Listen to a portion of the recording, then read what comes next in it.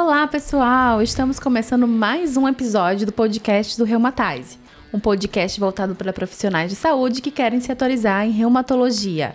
No episódio de hoje, a gente vai falar sobre as novas recomendações de doença de Still, que foram apresentadas no Congresso Europeu de 2023. O meu nome é Rivka. Meu nome é Alexandre e os principais tópicos desse episódio são: qual a definição de doença de Still, quais os alvos e os medicamentos para serem utilizados no tratamento e quais as complicações da doença. Então, bora lá. Puxando o gancho agora para as recomendações. O primeiro princípio, que para mim é um dos mais revolucionários, é o que diz respeito ao nome da doença.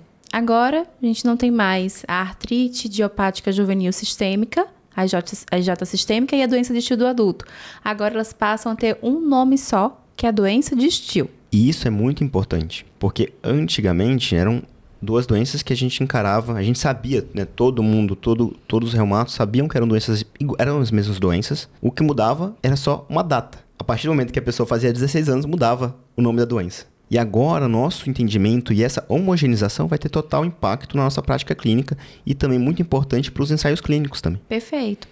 Mas falar sobre idade, será que idade realmente não importa mais?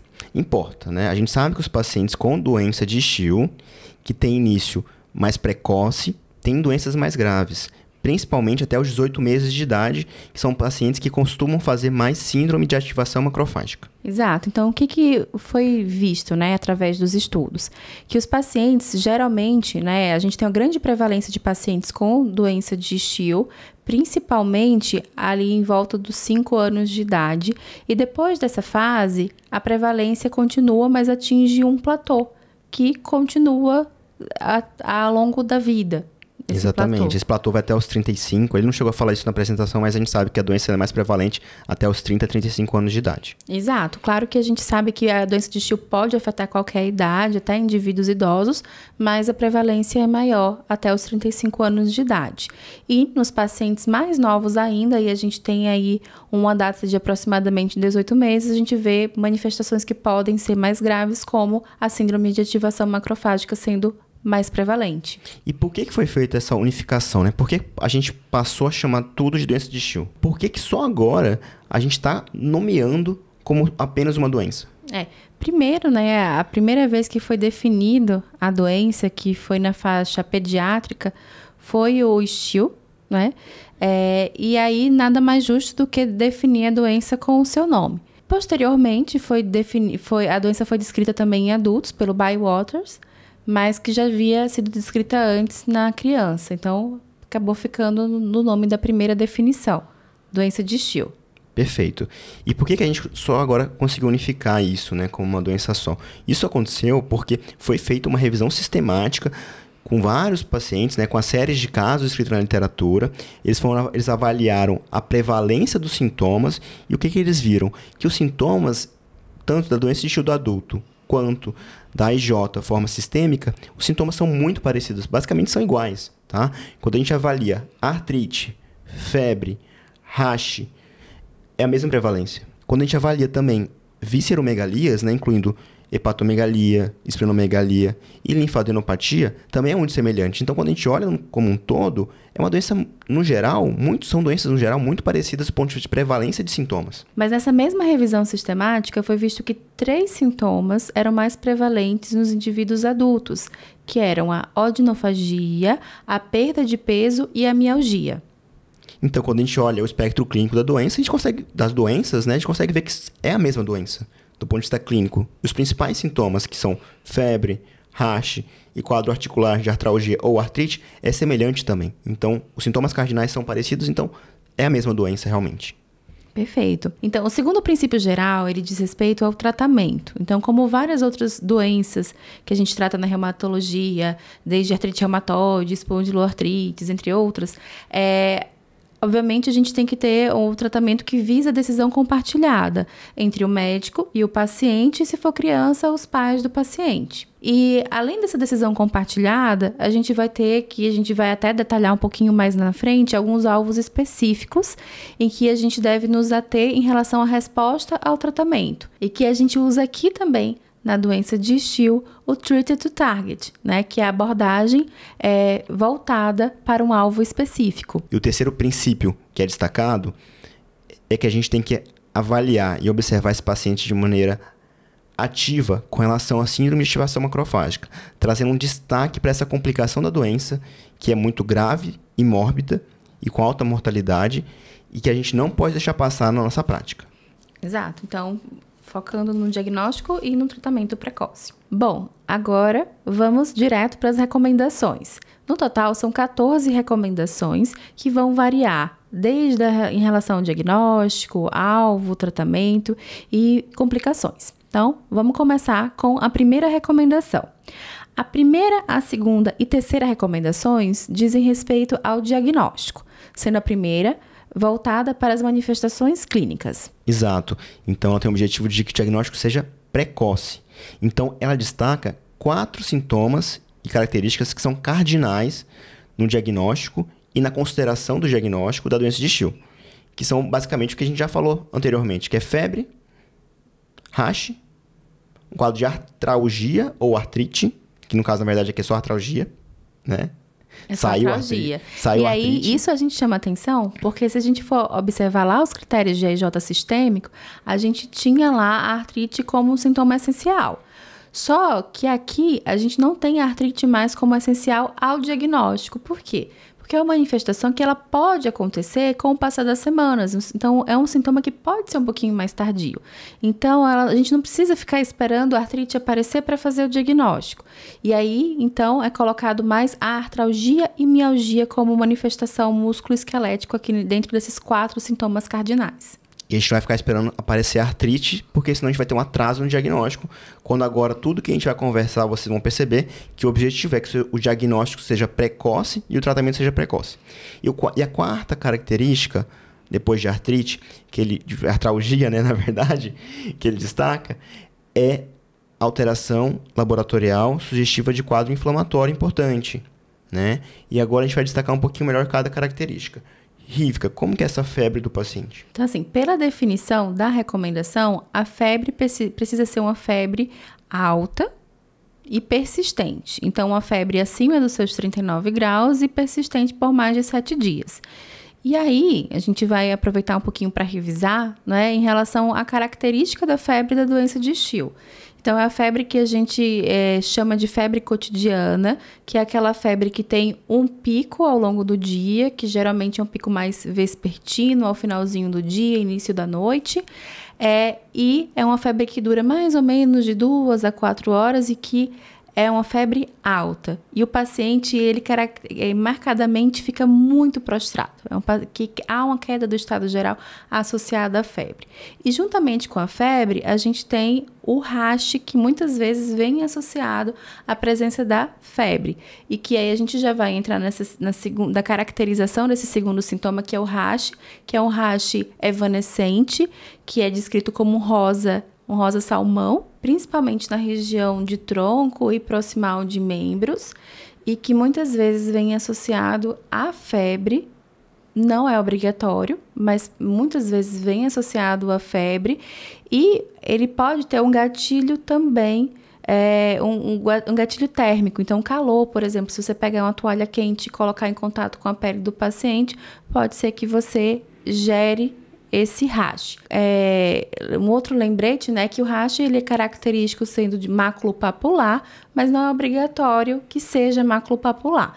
A gente pode ter rachas urticariformes em 14% aproximadamente dos pacientes, entre outras alterações cutâneas. E, inclusive, o fenômeno de Koebner também pode ser presente nos pacientes com doença de Still. Exatamente. E a terceira característica clínica que a gente já comentou é o quadro de artralgia ou mialgia, tá? Não é mais obrigatório artrite. E do ponto de vista de alterações inflamatórias, laboratoriais, a gente tem que lembrar que é o que foi definido nas recomendações, que é o paciente que pode apresentar uma leucocitose neutrofílica, elevação de PCR, ou elevação também, elevação de ferritina, que é o grande marcador, né, da doença de Still do adulto, né? E a gente sabe que pode ter outras alterações na doença de Still do adulto, mas isso não foi destacado nas recomendações. Essas outras alterações são elevação de VHS, elevação de transaminases, hipoalbuminemia, plaquetose, entre outros. Perfeito. E aí a gente tem alguns critérios que são utilizados, né, como critérios classificatórios para a doença. Alguns critérios validados para a população pediátrica, outros para a população adulta. Mas aí a gente tem um critério aí de Yamaguchi, que foi validado para as duas populações. Atualmente, né, o autor deixa entender que é um dos que a gente pode utilizar com maior frequência, mas ainda faltam mais evidências para a gente ter um critério só classificatório para a doença de Still. Na recomendação, eles também sugerem, tá, que no serviço que esteja disponível outros marcadores para o diagnóstico, né, que podem suportar o diagnóstico, reforçar esse diagnóstico de doença de Still, que basicamente é a dosagem da IL-18 sérica, e a dosagem de proteína S100, né? Na verdade, as proteínas S100, que dentre elas a de mais fácil acesso é a calprotectina sérica, né? A gente sabe que são exames que não têm fácil acesso, em muitos lugares não são disponíveis mesmo, mas não são exames que são obrigatórios para o diagnóstico, mas eles podem ser auxiliar sendo exames específicos para o diagnóstico da doença de Still. Isso quando bem elevado, né? Isso quando valores séricos bem elevados. E terceiro ponto do diagnóstico é sempre a gente considerar um diagnóstico diferencial. E aí entra infecção, neoplasia, outras doenças autoinflamatórias, monogênicas, né? Doenças reumáticas imunomediadas. E tudo isso a gente sempre vai compor no nosso raciocínio para que a gente possa chegar no diagnóstico de doença de Still. Perfeito. E aí a gente passa, então, para a próxima recomendação, que é de número 4, e que aí a gente sai um pouquinho do diagnóstico, mas já passa mais para o tratamento. E aí a gente precisa definir alvos, né? Antes de começar a falar sobre alvo, é importante definir o que é uma doença clinicamente inativa, que isso é um conceito também definido por essa diretriz, que seria um paciente que não tem manifestação clínica associado a não haver alterações laboratoriais de provas inflamatórias, tanto VHS e PCR normais. E o conceito de remissão seria aquele paciente que tem a doença clinicamente inativa por pelo menos 6 meses. Exatamente. Então, com essas definições na cabeça, a gente vai passar agora para as metas terapêuticas. As metas terapêuticas são momentos em que a gente tem que atingir determinados alvos. Esses momentos com 1 semana do início do tratamento, com 1 mês do início do tratamento, com 3 meses e com 6 meses. E aí a gente já pondera, assim, essa 1 semana, para a gente ver o quanto que temos que ser agressivos, né, com relação ao tratamento, para a gente ter uma resposta mais eficaz. Então, com 1 semana do tratamento, a gente já tem que esperar que o paciente fique afebril, e que pelo menos os exames laboratoriais, e que aí é utilizado apenas a PCR como marcador de resposta inflamatória, que a PCR caia por pelo menos 50% do valor inicial. Então, isso eu já tenho que esperar em 1 semana do tratamento. Exatamente. Na semana 4, a gente espera que o paciente persista sem febre, que o PCR esteja normalizado, que o paciente tenha uma redução em 50% do número de articulações ativas, e que a avaliação global da família, do paciente e do médico seja menor que 20 numa escala de 0 a 100. Já em 3 meses, a gente tem que ir atrás daquele critério de doença clinicamente inativa, que seria o paciente sem sintoma, com provas inflamatórias normais, e que aí a gente vai ver também a dose do corticoide, que a gente tem que ter uma dose baixa. Em adultos, com a dose menor do que 0,1 mg quilo dia, e em crianças, uma dose menor do que 0,2 mg quilo dia. Então, ainda é permitido uma dose de corticoide, mas uma dose mais baixa. Já em 6 meses, a gente já tem que ter um paciente com doença clinicamente inativa, mas sem uso qualquer de corticoide. Então, só reforçando, isso mostra o quanto que a gente tem que ser agressivo e o quanto que o tratamento efetivo na doença de tecido adulto consegue reduzir rapidamente a atividade da doença e a dose de corticoide. Mas o que é então esse tratamento efetivo, né? E aí a gente já entra na recomendação de número 6. Então, o tratamento efetivo vai depender do momento que a gente está na investigação e no diagnóstico da doença. Naquele paciente que ainda está naquela fase inicial de investigação, não sabe a etiologia, eles recomendam que a gente pode utilizar o anti-inflamatório como uma ponte até o momento do diagnóstico. A partir do momento que a gente tem um diagnóstico de doença de Still, a gente pode utilizar o corticoide como uma terapia efetiva no tratamento, porém a gente tem que evitar o seu uso ao longo prazo, assim como a gente faz com outras doenças autoimunes. E aí a gente já passa para os biológicos. E na recomendação é chamada a atenção para o inibidor de interleucina 1 e inibidor de interleucina 6, que são medicações que a gente tem mais evidências, né, com ensaios clínicos randomizados. Outras medicações não são nem citadas mesmo na recomendação.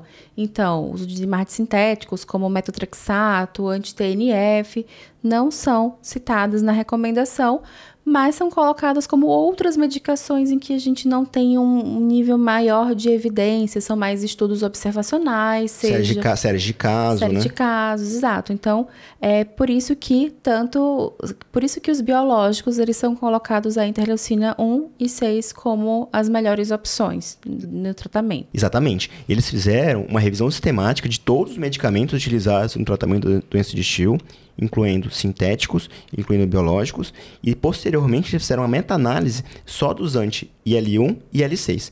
Quando eles fizeram a meta-análise dos ensaios clínicos randomizados de IL-1 e IL-6, eles viram que os medicamentos foram efetivos no tratamento da doença de Still, e por isso que eles foram colocados como na recomendação como terapia de escolha.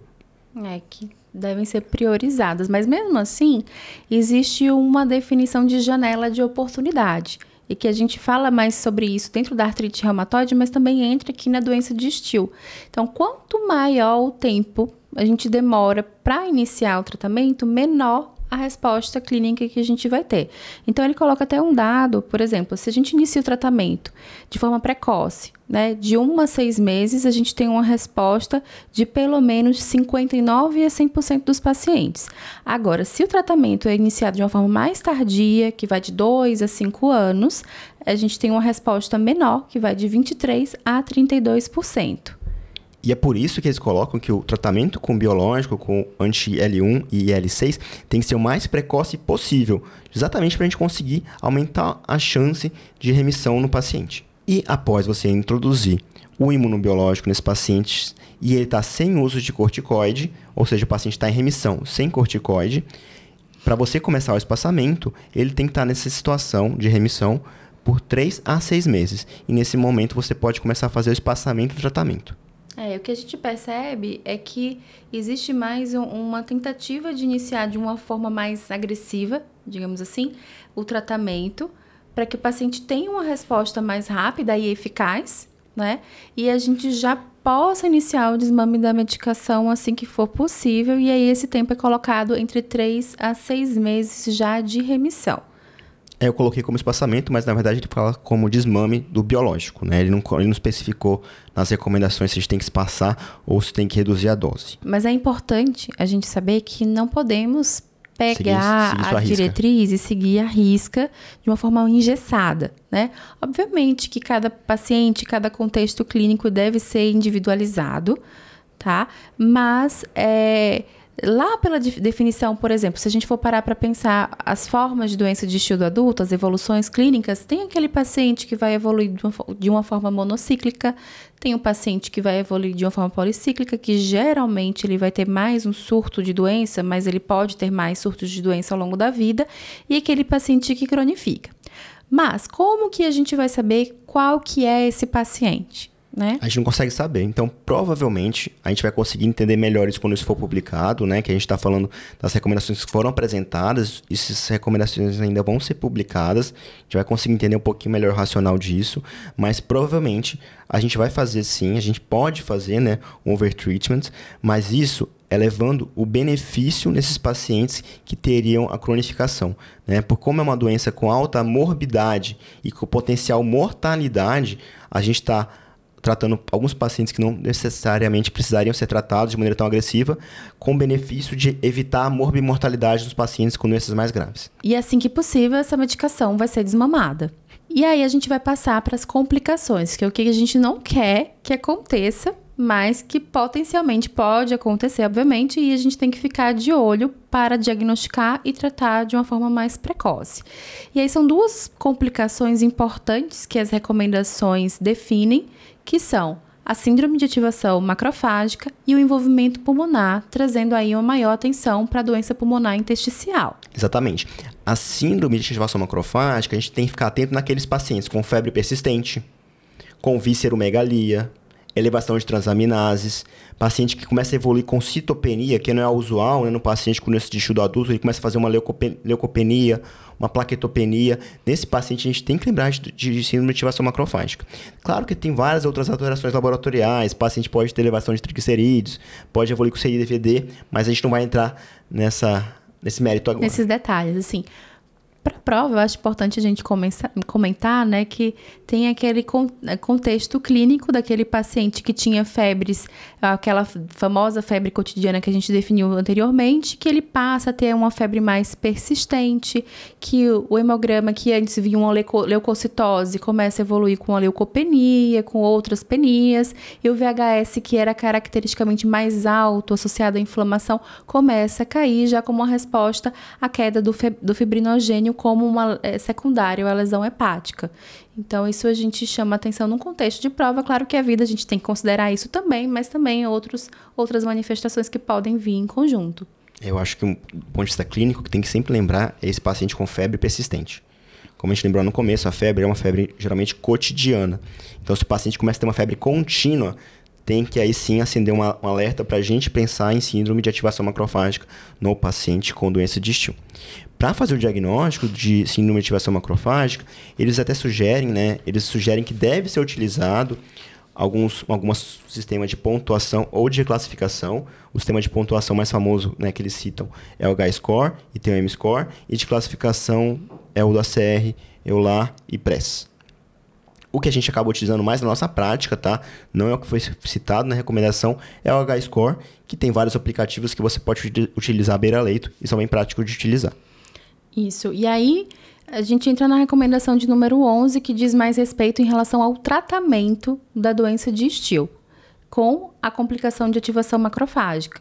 Então, nesse paciente, a gente é mais agressivo, no sentido de que são necessárias doses mais elevadas de corticoide, e aí é colocado também a associação do inibidor de interleucina 1 como primeira escolha, o anakinra, sendo também opções a ciclosporina e o inibidor de interferon gama. Aqui no Brasil, que a gente tem acesso apenas desses três é a ciclosporina. O inibidor de IL-1 que é disponível no Brasil, mas é de dificílimo acesso, é o canakinumab. Então, na prática nossa do Brasil, vai ser corticoide e ciclosporina. É o que a gente faz na prática, né? Exatamente. Bom, na próxima recomendação, de número 12, é uma outra complicação que a gente já comentou, que é a complicação da manifestação pulmonar.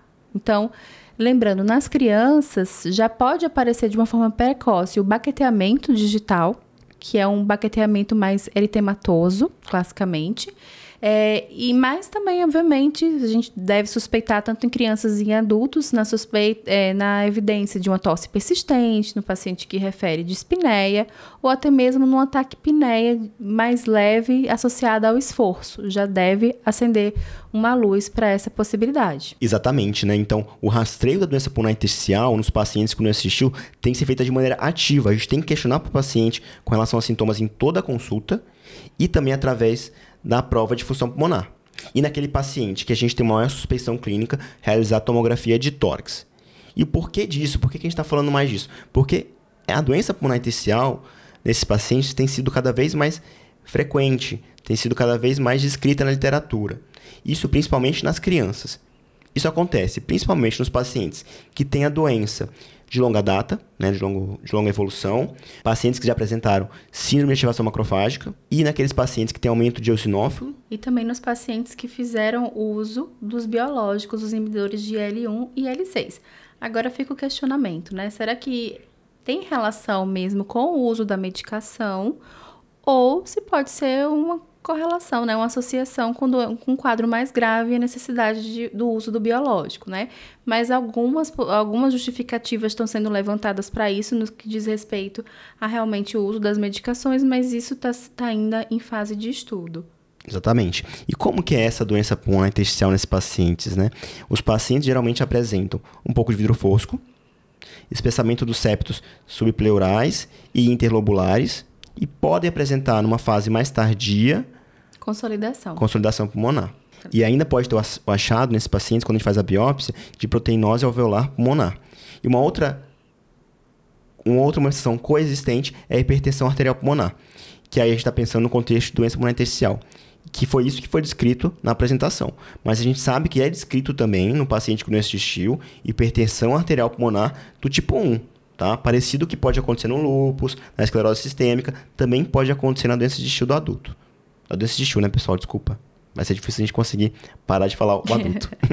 E um outro fator associado é o HLA. Tem associação do HLA-DRB1-15. Ele está prevalente, né, em até 80% dos pacientes com doença pulmonar intersticial e doença de Still. Mas, apesar de já comentado, né, que existe essa associação entre o surgimento de doença pulmonar intersticial nos pacientes com doença de Still e o uso de biológicos como inibidores de L6 e L1, nós não temos evidências de que a gente precise evitar o uso, por exemplo, nos pacientes que tenham fatores de risco para isso, ou de desmamar e até suspender a medicação nos pacientes que venham a desenvolver a doença pulmonar intersticial. O que já é colocado na recomendação é que a gente pense na possibilidade de usar uma medicação que tenha como alvo específico as células T nesses casos, né? Não, obviamente, baseado em estudos bem desenhados, é baseado muito mais na fisiopatogênese, na teoria, né, da fisiopatogênese dessa manifestação. E aí eles sugerem que a gente pode utilizar abatacept, metrexato, micofenolato e inibidor de calcineuria, mas tudo ainda muito teórico. Exatamente, mas que já é colocado dentro da recomendação. E aí, por último, na recomendação de número 14, já é colocado que eu acho que isso é um pouco... Isso é difícil, né, no nosso país, né?